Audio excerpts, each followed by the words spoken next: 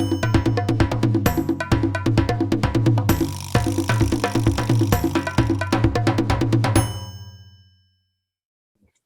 right, so welcome to the Gritty Hour again. We're back with the Pontificators, I like to call them. We have Barry Kieselstein-Cord. How you doing, Barry?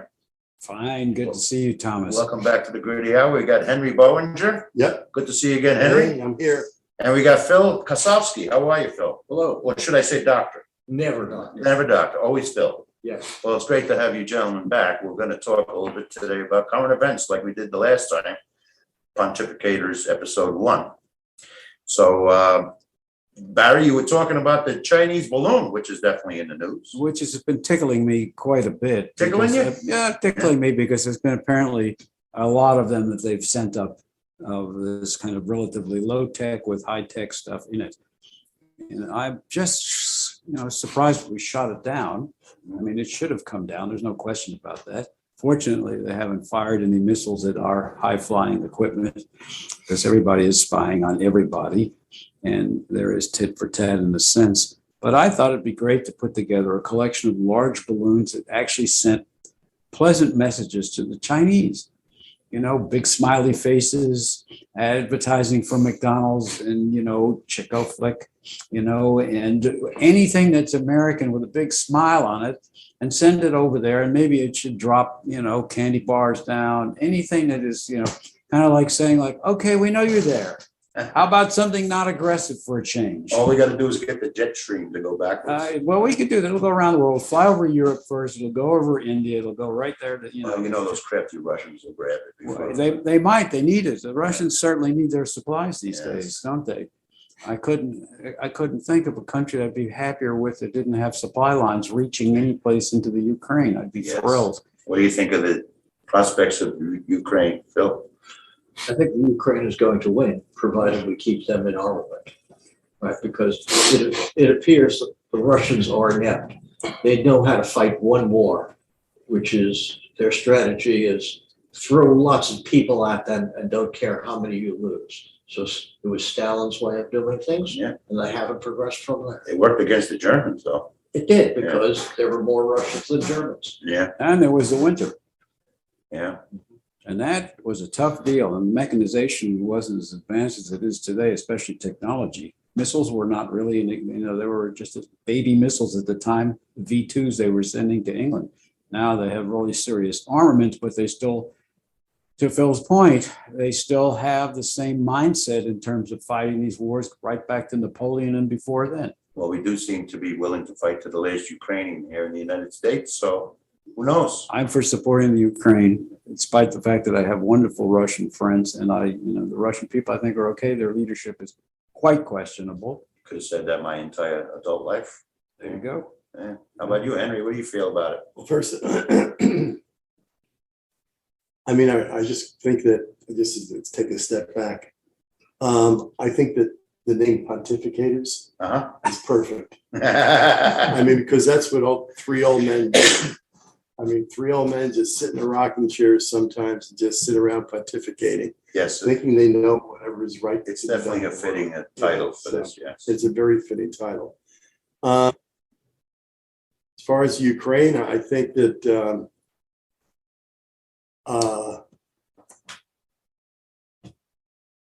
we have been late. It's sort of like we're giving them what they really need 6 months later. Like the anti-missile systems, they were training them on. We should have given them that 6 months ago, right? Before they just bombed the hell out of the whole. It's sort of like a $1 short and a day late or something like that, or maybe it's not $1 short, but it's a day late and $1 short. You're right. Yeah, that's sort of how I see it. I think, and I'm concerned because anybody can only take so much. Ukrainian people have done a tremendous job of holding up under all kinds of pressure. But, after a while, I think, you don't know when there's a cracking point. And I just don't know. It's also, So I think that we... well, even as we speak, today's the 9th of February, there's hundreds of thousands of Russians being trained. Yeah. Yeah. To Phil's point, that seems to be the tactic of the Russians. I mean, and Keep overwhelming them with people. and that's what they, and then and then this issue with the tanks, okay, giving Leopard tanks. I mean, I think the Germans, have been terrible. Mhm. I mean, Even Turkey's given them some. yeah, I mean, it just, saying that, I mean, I don't know how, I guess Germany controls the export license on the Leopard tank, which is a really good tank, supposedly against the Soviet tank. And they just dilly-dallied around. I mean, I have some relatives in Germany, and I emailed them and said, what's going on here?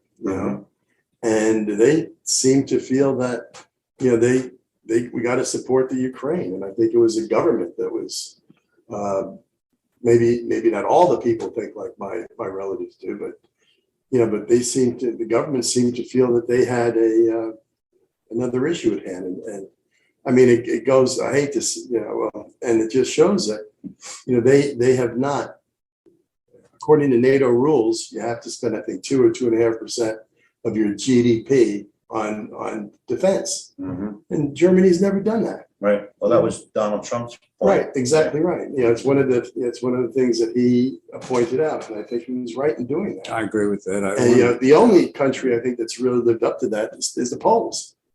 Right. Poland. Well, there's a sidebar to all of this, and that is inflation has to do with the ability to get grain and food.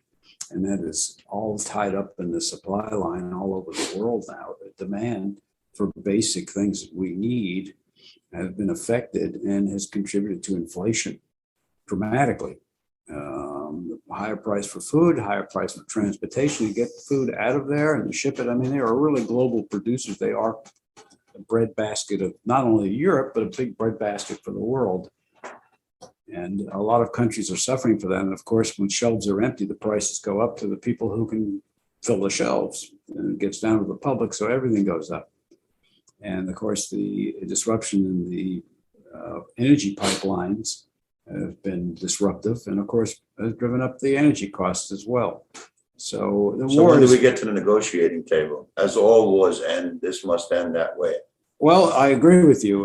We can't get there fast enough, and we have an obstinate leadership in Moscow that is not facing the realities of the situation. And I think that once it becomes apparent to the people that perhaps are on a different level in the ultimate leadership, there might be some movement in Russia to, replace that leadership. I'm not advocating that. That's their business, not my business. I hope Putin falls down a long flight of steps unexpectedly. Yeah. And I don't understand why one person in his imperial guard, truly trusted, really disagrees with the entire policy and is willing to sacrifice his life to kill him. Because people were willing to do that for Hitler and Stalin and other such. So I don't understand why all the people who guard Putin have not one has acted. Yeah. Well, a lot of his inner circle, as I understand it, you want to call them oligarchs or whatever, have a vested interest financially in Putin. He owns major They're losing portions lots their- of money. Well, they're losing money now, but I don't know. I guess I'm contrary to your guys' opinion. Well, I've been given my opinion. I just feel like Russia went in with one hand tied behind its back and it's preparing to use the other hand now. I don't know about that. I want think, Ukraine to win. I don't think But that's the case. I just don't think we've seen the full might of Russia yet. What I think is an extraordinary is the German position. They handled it right. They were not going to send higher quality equipment to the Ukraine unless everybody else did. And we're in. So Scholz played it right. Yeah. And the second thing is, there are books out there about the superiority of the German military. And there's one out there called A Genius for War. Mm-hmm. And Russia has been afraid of Germany forever. Mm-hmm. Right. And the reason the Germans lost World War I, World War II, was that Stalin was willing to lose as many Russians as possible, and America supplied them, and we could outproduce the Germans. It was that simple. It wasn't brilliant generalship on the part of the Russians. Mhm. But the Russians are afraid of the Germans. And they have what is called a genius for war. They Mhm. developed it after Frederick the Great, and they're really good at it. Well, that's part of the trepidation that existed when they reunified not too long ago. That's right, and that's why we waited a long time for D-Day, because they wanted Germany to be weakened. They didn't trust our forces to attack Yeah. a full German economy and war machine. Mhm. If Germany had a genius for war, I think they've really lost a will for war. There's, like I said, I have some relatives over there, and in talking to them, they just feel like there's this enormous guilt from World War II, and they say, and they know that they've had a genius for war. I mean, they know that they can march real well, Mhm. and that they're sort of afraid of what would happen again, or perhaps they're using it as an excuse not to get involved in things, and just focus on their economy. I mean, I had a cousin of mine some years ago came over with her daughter, and we're visiting my father in Germany. In Florida, and we were sitting down at the table, and her daughter was maybe in high school at that point in time. And I said that, that the Wehrmacht at the beginning of World War II was the greatest army in the world. And she looked at me like, what are you talking about? Mhm. Where did you hear that? And I said, it's in every history book here. And every high school history book will say that the Wehrmacht was the greatest, the best equipped army in the beginning of World War II.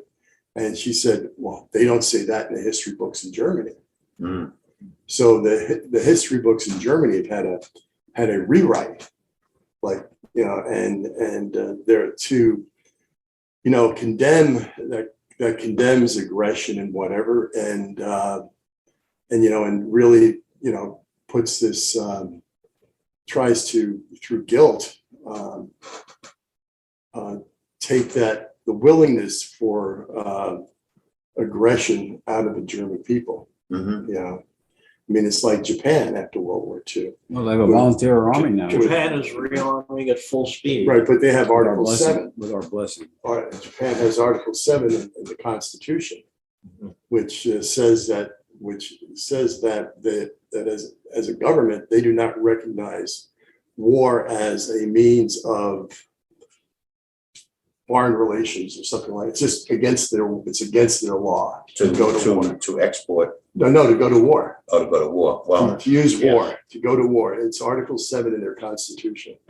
And so, World War II did, I guess, change, made people think about things very differently, especially the losers. Yeah. Well, Cicero said, if you want war, peace, prepare for war. Okay. And I think people in Germany and Japan are realizing that. Yeah. And, So, and Poland is right on the border with the Ukraine, and they hate the Russians for what they've done. right. They Barry, don't like the Germans, but they hate the Russians more. yeah. Barry, what do you think is Putin's motivation then? He wanted this to be his legacy. He wanted to, go back to Peter the Great, and the Tsar with, massive land use. It's not a large population for the amount of land that they have. Why they would need that is to feed people, control not only petroleum and energy, but the controlled foodstuffs. So it's an opportunity. And the reason, getting back to one of your points, why someone hasn't taken him down is because it's reputed that Putin owns significant amounts of controlling interest in many of those oligarchs' companies. After all, most of those companies to start with initially were state-owned companies, which were then sold publicly, and then the shares were bought back by favored people. I have met some of those Russians, business things in Europe, which I wound up not doing business with them because I didn't like it. And it's pretty obvious what that's about. We've even had factors in our country that tried to undermine the Ukraine for self-interest, which was very disturbing. We had a big blow up in Congress over that. And I just think it's greed and yeah, it didn't happen on his watch that the Ukraine went back to being independent, but he wanted it back because he thought it was a walkover, and it wasn't a walkover. I don't think it was one hand tied behind his back at all. His troops were just not ready. He uses conscripts that are stay in jail or go to the front. So why do you think that one more thing? The Yeah. armies have changed, and to the point that. It was made about the German army. They're a volunteer army now. It's not the drilling that they had that came out of the Prussian leadership in World War I and World War II. So they're a softer army. I'm not saying that they're bad by any means. They're tremendously fit people and really brilliant strategists, but it's a different type of army. We're fighting different types of wars. And I hope that Putin loses. I think the Russians are going to lose. And the Russians, I don't understand why there was such a reaction among our allies, America's allies, and NATO specifically, now as opposed to when Russia went into Crimea.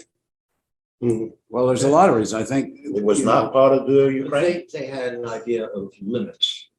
And Russia has a habit of testing people's limits, same as dictators too. And you succeed, take a little more, and a little more. Our country did nothing. So our country did nothing. So in that sense, we are somewhat to blame in that we didn't say a word when they went into Crimea. That's right. Or into, whereas Ramzan Kadyrov, Chechnya, they destroyed Chechnya. Or Luhansk and Donetsk. We didn't say very much. Right. Yeah. But think of the strategy of the Russians. They are fighting the Ukrainian people and the nation.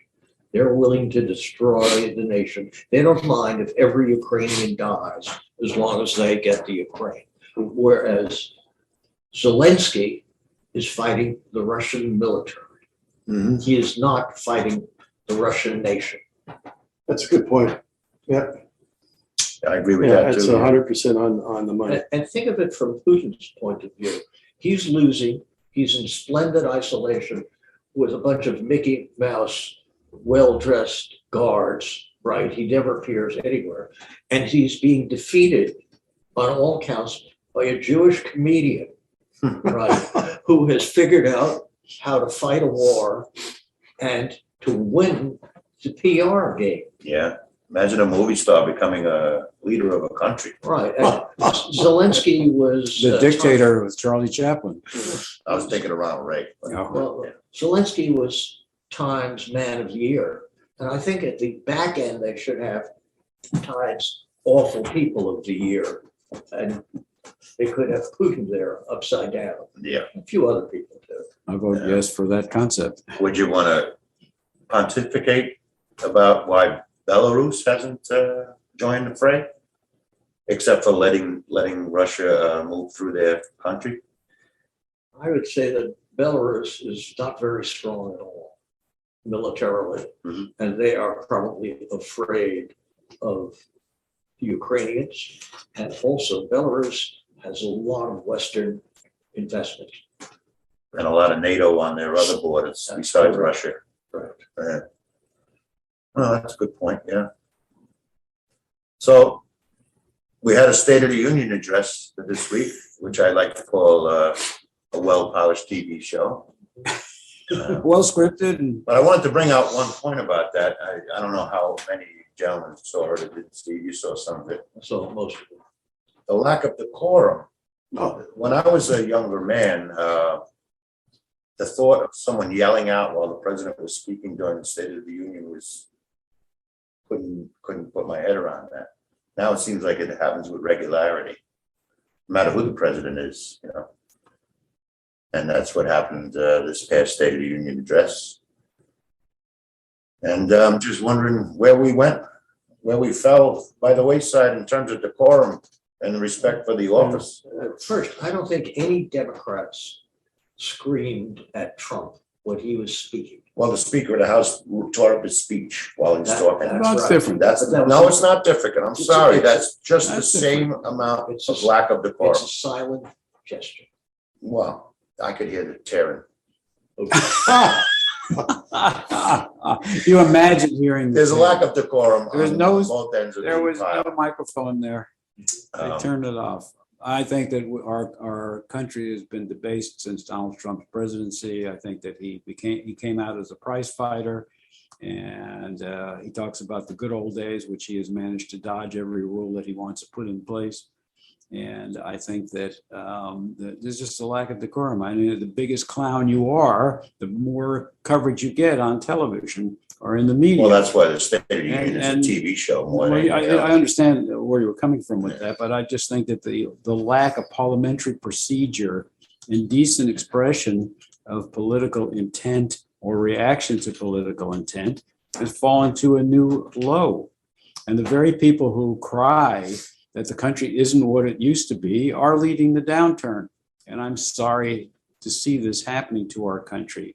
The days of standing in your classroom, putting your hand over your heart and pledging to the flag are long gone. And unfortunately, the people who are complaining about that are the people that are upsetting the apple cart with limited reading lists, changed agendas, and sending people to Congress that shouldn't be representing the people who they are representing because they're getting a bad deal, the people who send those people to Congress. And they're just unfortunately not cognizant of their own vote and the power that's behind it. And we send clowns to Congress, and often on many sides, not just one. I'm not taking the position of a Democrat or Republican here because I'm an independent. I've been both. I've been a financially supporting member of both parties. I did political work for both of them. And I am just appalled by what's going on in Congress. The fact that you just can't sit there and let the president of the United States make a speech without yelling and screaming and sounding like a barker in a carnival or a clown on the stage is appalling. And I think America needs to pay attention to who they elect. They need to focus on quality, and they need to stop.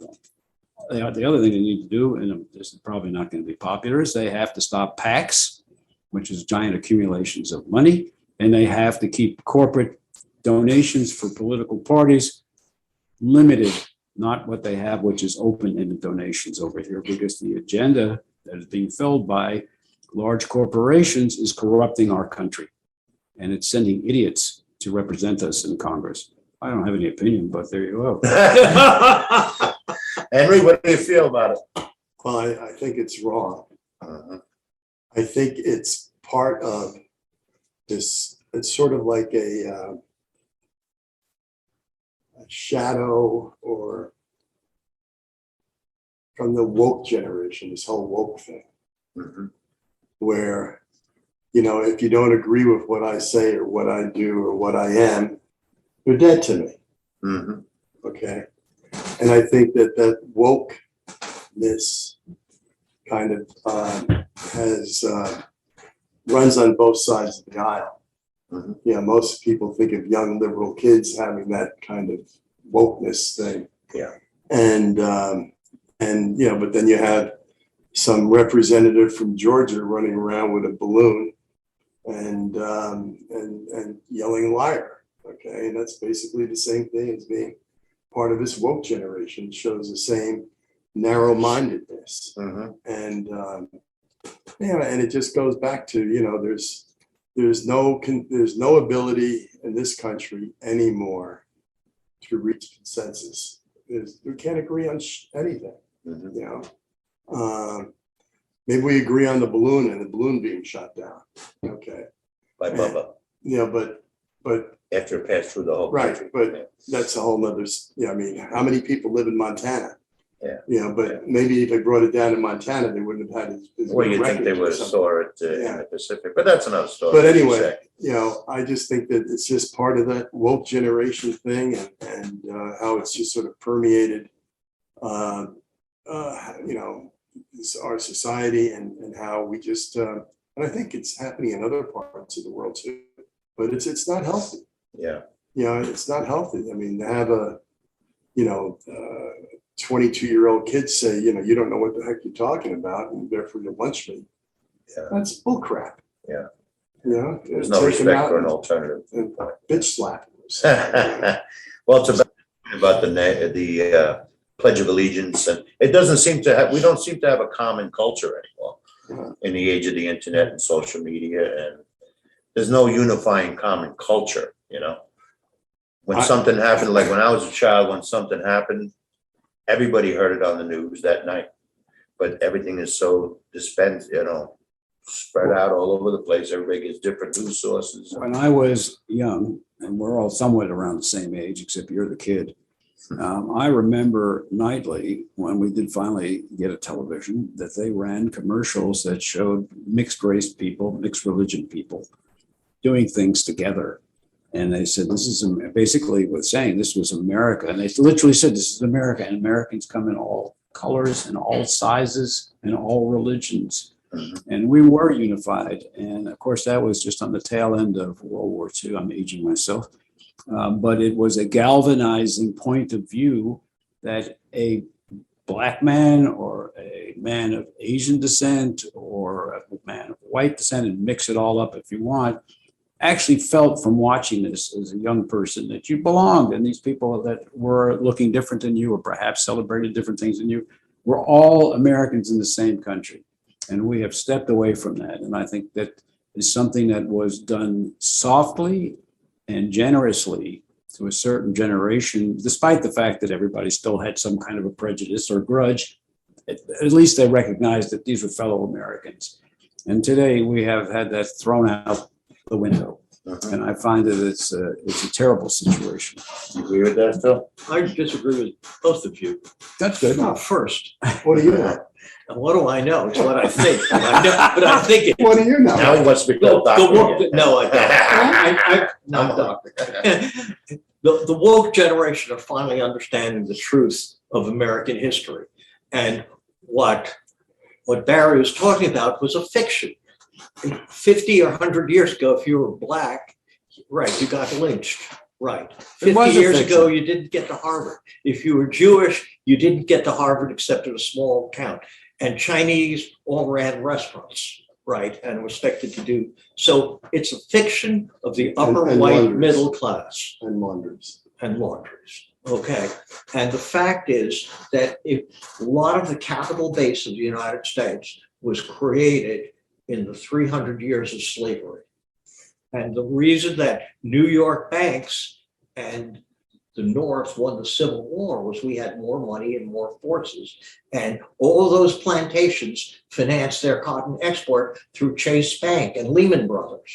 So the capital base of the United States is largely on 300 years of unpaid Black labor. Right. And I think that Biden's speech was a very quiet educational evolution to revolution in this country. Because capital is too strong, the middle class have been weakened, we have a horrible education system, we have an expensive second-rate medical system, except at the very top of technology. But even the rich don't live as long in the United States as they do in Northern Europe. So our society is a fiction. We have a justice system, which is a joke, right? We have more people in jail than they do in Russia per capita and more than in China, right? So again, we've been fed a fiction, and people like the governor of Florida want to feed that fiction more. And the reason we've been fed it is that the Republican Party concluded years ago that they could not win on economic basis. So they decided to go for cultural issues. And so we now have a culture war, and it's been going on for years, and the Republicans have been winning it. And there's nothing wrong with the being woke. Reality exists. And I'm not sure they're winning it, but go ahead. who, the Republicans? Yeah. I hope they start losing. Okay. And they may even, for example, the evangelicals make a lot of noise, and they're often right in their politics. but fewer and fewer people are joining the evangelical churches. Mhm. But they still make a lot of noise and have a lot of power. So maybe change will happen. Mhm. I sure hope so. I disagree with what some of the things that you said. As far as, 300 years of slavery being responsible for the economic success of this country. I mean, basically, cotton as an economic crop was basically becoming uneconomic, okay? At the time of war, at the time of the Civil War. And just saying that an agrarian-based economy, which, in 20% of the land or whatever it was in this country, or 50%, we'll say, okay, at that time, is responsible for where we are today, ignores all the technological advances, all of the invention, all of the other people, and ethnic groups and immigrants who came here, who did something, okay, and built and sacrificed and worked. And so I don't think you can say that. And when my old man came here from Germany, all right, in 1935, he worked his ass off and he did what he had to do to take care of his family. So, but to say that kind of an economy is responsible, or 300 years of that it created a capital base that equals America today, to me, is not sensible. What you've just said is you're fighting the argument that you yourself just made, which I didn't make. I did not say that cotton was the exclusive basis for that, but you're stating that. It is not. I agree with you. Other forces were there too. But at the time of the Civil War, without slavery, cotton was not economic, and it was a major export of the United States. And the South grew it and the North financed it. Well, the opening line of the Gettysburg Address was 407 years ago. Mhm. How do you stretch it out to the 300 years? So 60 and 19. Yeah, but why do you say that? Why? Given that it was Okay. 100, So almost it's 200 years So before it's the 250 years. Revolution. I stand corrected. But no, you're saying 1619, which is the 1619 project, right? Right. To educate people in that regard. That was what? How many years before the Revolution? So who was the fault at that time? England, when we were colony of England, or the Dutch? Fault of what? Of slavery in America?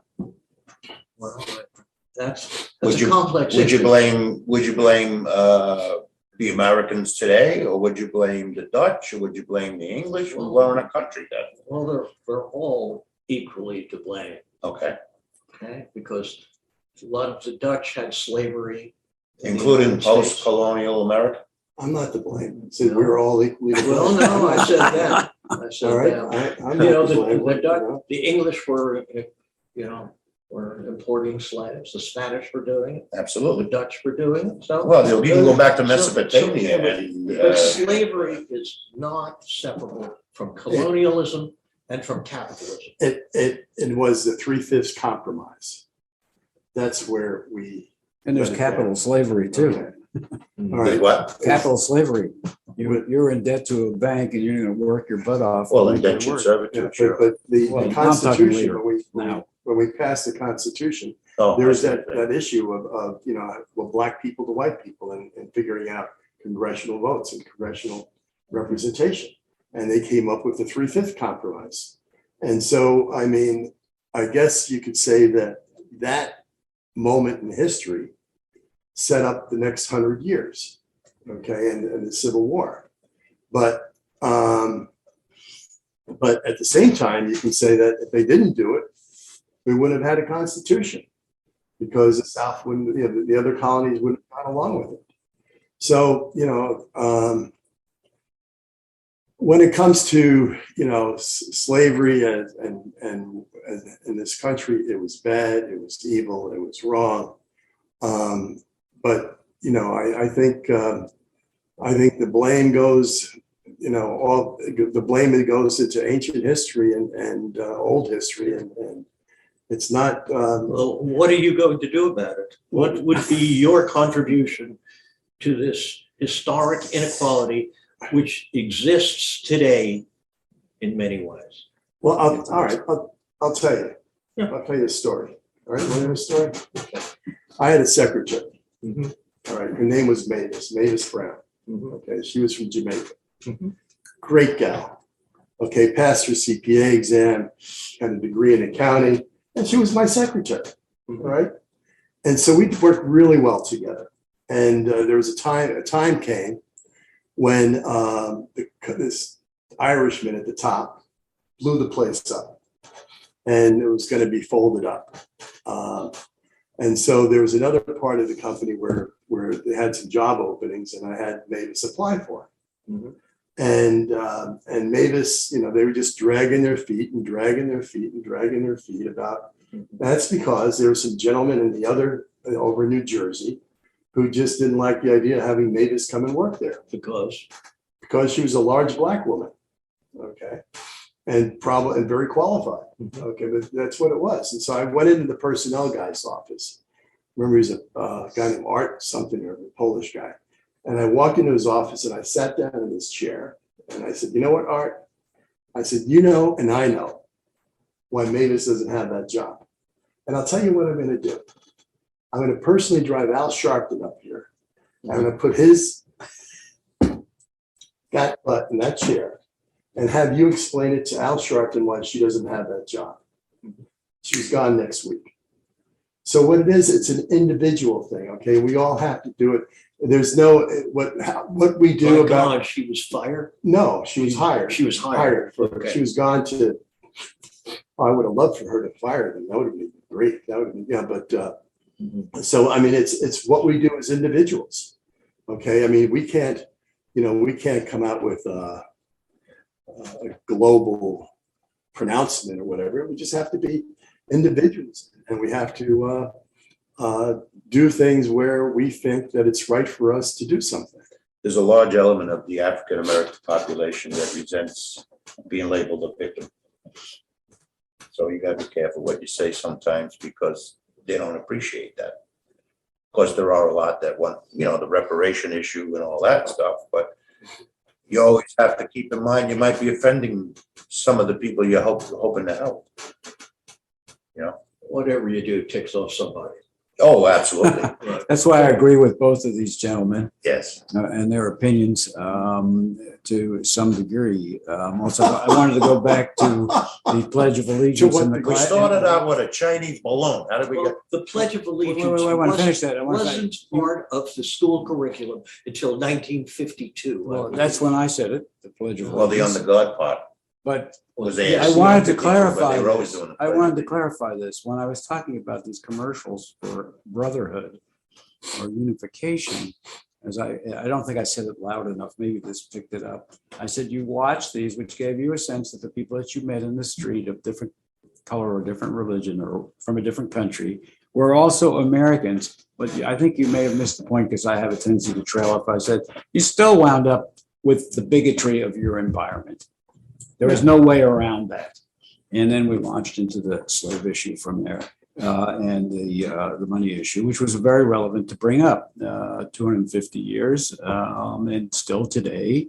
And also people resent that. And some people ride on that. Some people don't ride on it. And I think Henry's right. It's up to for us to make individual decisions, to be religion blind and color blind and to give everything. I disagree. It's not just for us to do what Henry did, which is splendid. We also need policies because government is effective. And there are people who are not. When I say it's up to us, I mean us, whatever position we're in. If you're in the government, you should be advocating the same policy. Maybe I didn't. Well, what kind of that policy broad would enough. you recommend? Well, I would start with education. Absolutely. Because that's Oh, the yes. thing. Education in the United States is enormously uneven. Mhm. So if you educate everybody and think of all the Einsteins and Mozarts and Michelangelos who didn't get any start because of the horrible education system, they got now. I agree. We had, 500 years ago. yeah, we had a little bit of that conversation in our last meeting on education. We talked Yeah, about that quite a I've done bit. 3 episodes with professors and teachers. Yeah, about yeah. the state of I know. education in The the state of country education today. is terrible, and who wants to teach when the teachers are underpaid? And a lot of them have curriculums that. But I have do been agree with tailored. Phil, though, that's. Absolutely. It No, I starts agree. there. I agree. I I agree completely with that. agree. Yep. Yeah, but then you look at New York City, okay? And you look at teachers, right? 60% of the parents, and I think in some poll that I saw somewhere, want more chartered schools. Okay, chartered schools for some reason seem to work better, you know, Well, the end result seems to be better, yeah. than good old, Public school. public schools. And so, but the teachers union fights it hand and fist. Why? I mean, Because why? the teachers Why aren't do they? unionized. It's all about, is it about power? But they're not being willing to endorse charter schools or whatever. I think, and they acknowledge that that they're doing a better job than they are. Mhm. Okay, is wrong. And maybe it's part of, it goes back to the home environment. Maybe those 60% of people who want chartered schools, more chartered schools for their kids, okay, are the parents that are active and kind of aware of what's going on with their kids. And maybe the other 40% just don't have a clue. Mhm. And so maybe that there's a dividing line there, Mhm. and so, I mean, parenting means a lot, as far as going to school, and when I was 17, I wanted to enlist in the Army. I was ready to go to Vietnam. My parents said, "Who the hell you are?" I needed their consent, and I ended up going to college. They're going to college. I mean, so it was, it's the parents play a big role. And in some of these homes, the parents are just not there. No, They're not there. And that's it. And this whole thing about it takes a village. It doesn't take a village. All right. It takes parents to take care of kids Mhm. and to raise them right. Well, to Phil's point, though, the education is severely lacking in this country. Just the basic civics. I always thought when you graduated from high school, every student should know what their rights are and their responsibilities are. And from what I can observe, they don't know either. What their responsibility as a citizen is or what their rights are. You see on a video a confrontation with a police officer. Oh, Well, the citizen doesn't know what his rights are, yeah. and neither does the cop. Often the case, neither one. And it's not just at the bottom level of education. Our elite education is pseudo elite. You could graduate with Ivy League degrees, undergraduate and graduate, and basically not as smart or as well informed as people are who graduate from the European system or from the American system 50 years ago. That's why we have somebody like DeSantis, right? Doesn't he Michelle know- Obama graduated from Princeton, did she not? I don't know anything about Michelle Obama, but I do know that DeSantis should have some information about history and what dictatorship does and suppressing a free press and suppressing education and interfering with it. Mhm. And even if he does know it, then he is destroying it. He is an exact parallel to Hitler and Stalin and other such. And that's what he's doing. Now, does he know what he's doing, or doesn't he know? Or is he Well, greedy for what power? makes you come to that conclusion? What he's doing? What To is he the doing that education makes you system. come to that conclusion? For example, there's one school, he's appointed 3 new trustees who are extremely conservative, right? Because he doesn't like the ethos in the school. It's liberal and it's LGBTQ plus there. And they're very open, and he doesn't want it. He wants to change it. He also says you can't teach woke things, but woke is American history. And he wants Americans in Florida not to truly understand the history of their He country. just, went to the college board, know, Yes. and changed the teaching of Black history, which is what we've been talking about in a sense. You talking about critical race theory? Yeah, critical race theory, and I mean, you should have a choice whether you want to take it or not, of course. You don't believe any of the debunking of that?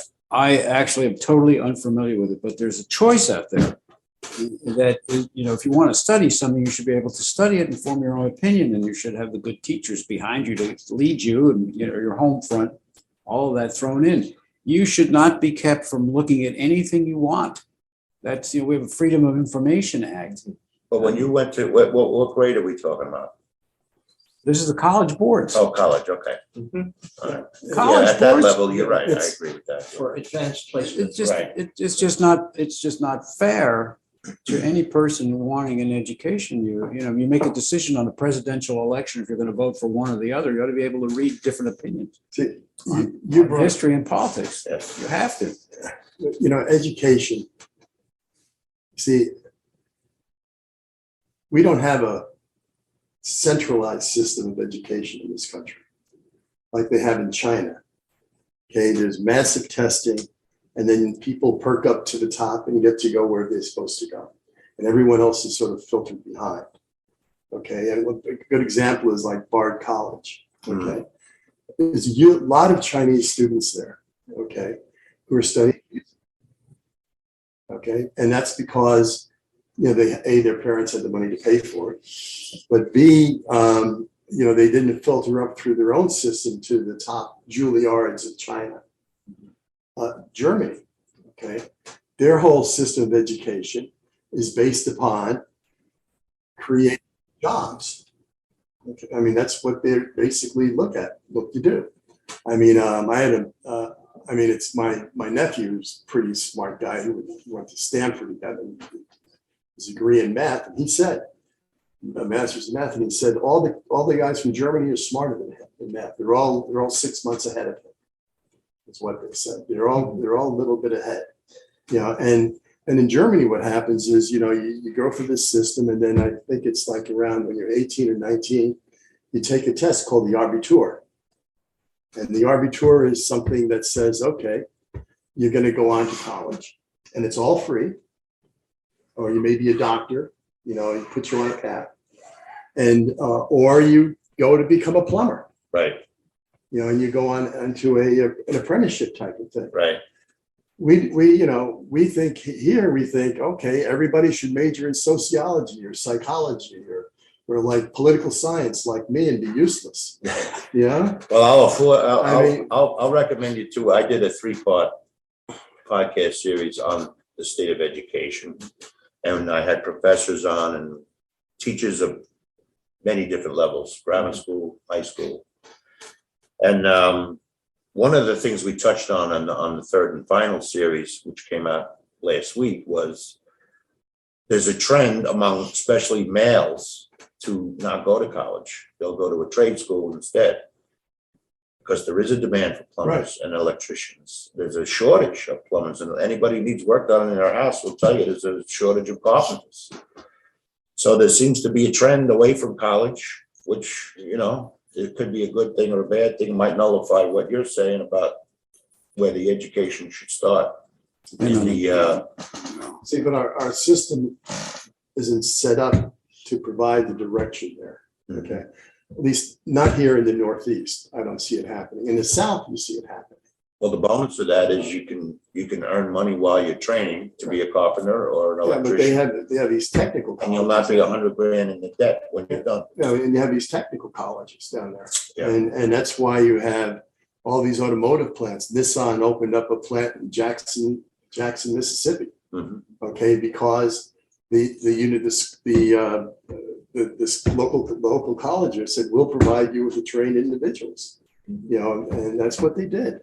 And you can drive, you'll see technical colleges down there.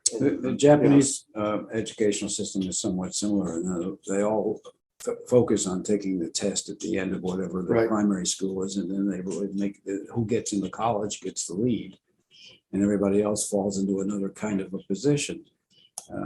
Is college government funded there as well, do you know? I don't know. Where, Probably is. where is it? Japan. Probably is.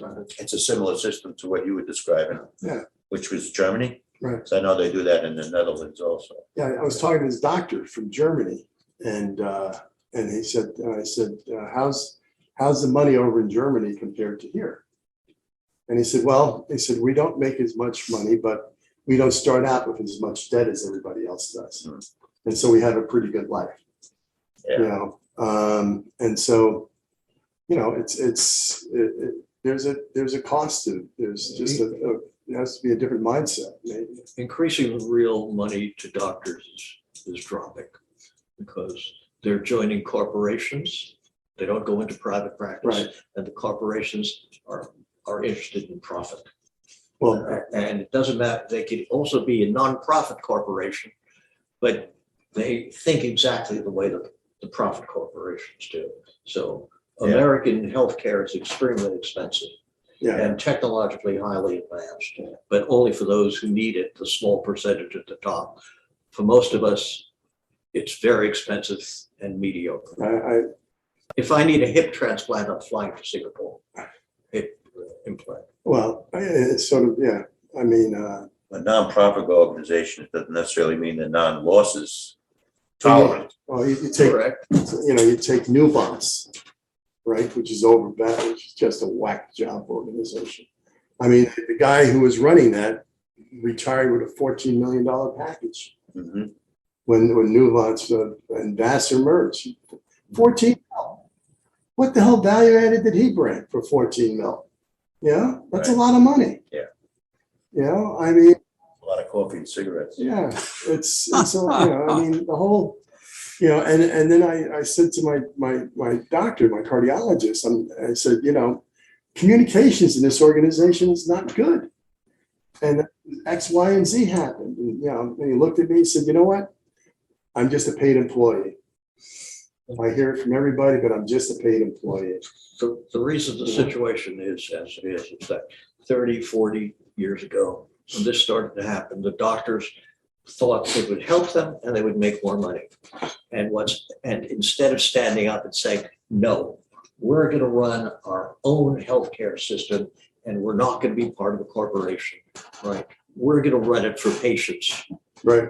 Well, it's too late. Well, yeah, I mean, and you can't blame somebody for wanting to make more money. That's just the American way. Well, you have to acknowledge some of the propellants behind that, which was a lot of doctors getting sued.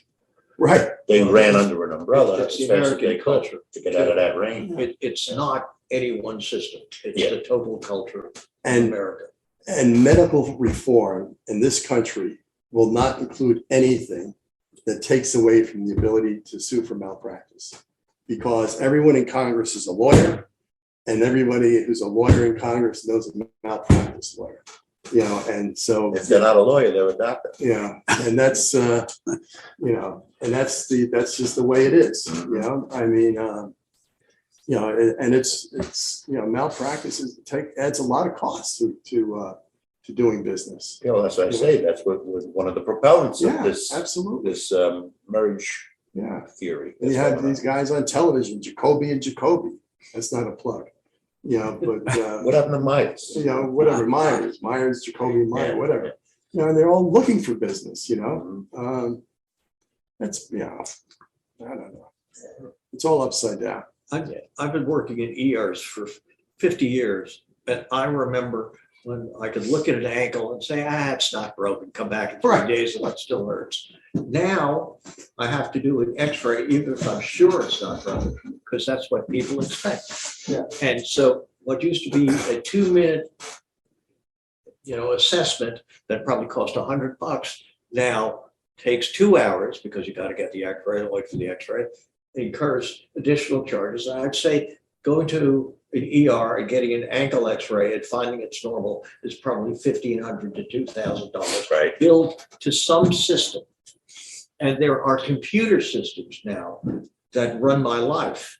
And in order to go through that system, I have to, you know, check here, this, there. And the major purpose of the system is to extract as much money from the system for the hospital Oh, owners. absolutely. Yeah.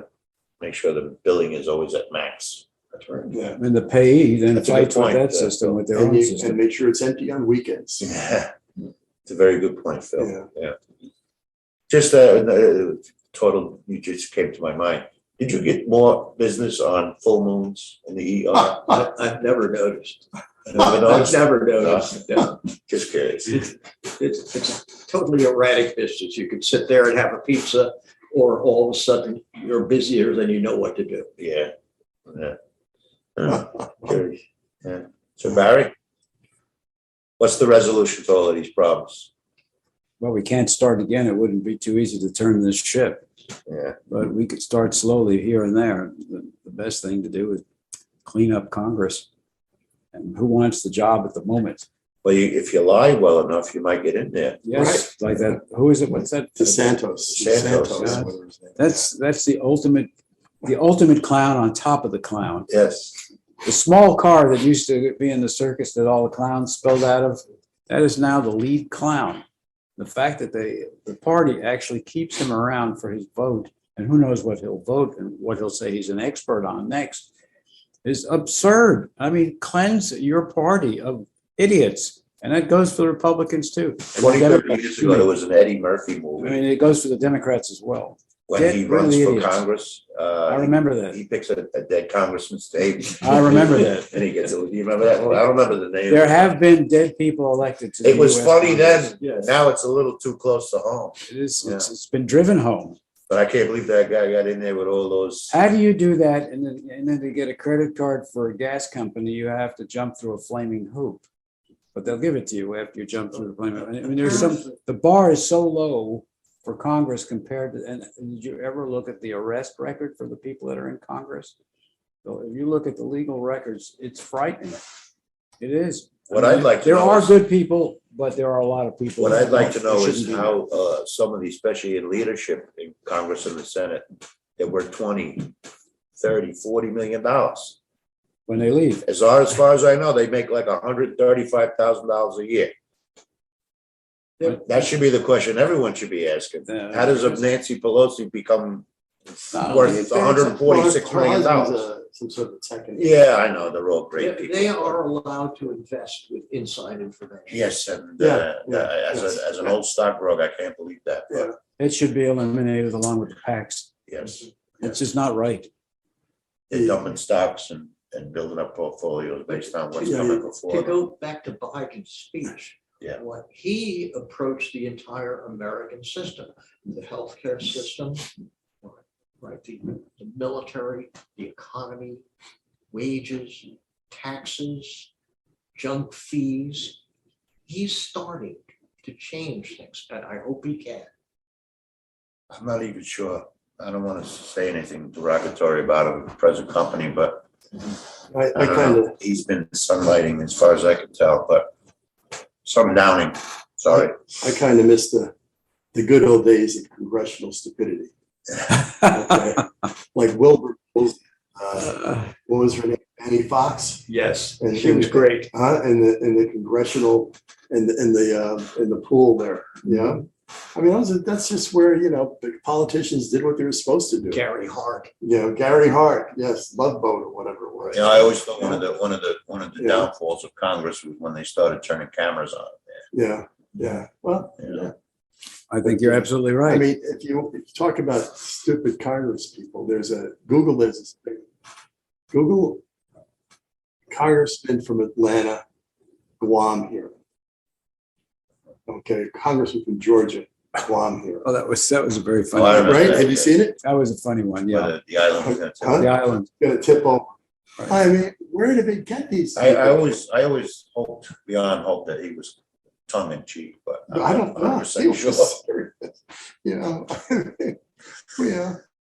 But when Congress, the Congress always had like a gym and a restaurant, a cafeteria, whatever. When they added a makeup room, you knew the cameras going on was Do they have a probably a makeup bad room now? idea. Or they get all powdered up before they get on the floor. Is that next to the drug room? And the stock room, stock investment room. Yeah. But this Santos person is. That's comical. I mean, that's a book in the making. He's got to be mentally ill. He's got to be. I mean, Catch me if you can. That He's book got to in- be this. He's gotta be smart nuts. and well-spoken. And he knows what image he wants to project. Well- He's been practicing for years, so he's good. The reason he's not there, is gone, is because the Republicans are willing to put up with him. Because if they throw him out, Hochul, our governor, gets to appoint the interim congressman. I think that's how it works. I believe Could so be in this wrong. state, yes. Huh? Yeah, in this state it does, yes. Yeah, and so therefore, they don't want to lose a vote in Congress. So they're willing to put up with it. Freaking, Put it this way, if Lee Zeldin had won the governorship, George Santos wouldn't have been at the State of the Union. Wouldn't- Right. His replacement would have been there. Right. I mean, it's just, that's the only reason he's there. Is they're punking out from doing the right thing. To Sir Barry's point, we have to be careful who we vote for, Yeah. from the president on down. So, It's always the case, isn't it, of the best of the worst? It's been for a long time, yes. because you're dealing with the worst. Well, I mean, You know, imagine you go to every Congress, generation could probably say that though. you make it to Congress and you go there for one day and you get all the benefits for life, even if you quit the next day. That's right. They get a pension for life. For life. I'm not sure how the voters felt about James Polk, but this might have been going on for the history of our country. So, you know, Well, politics are a rough deal. it's a rough game. It's a barrel of people rolling down a hill, beating the crap out of each other, probably drunk and trying to get into each other's pocket.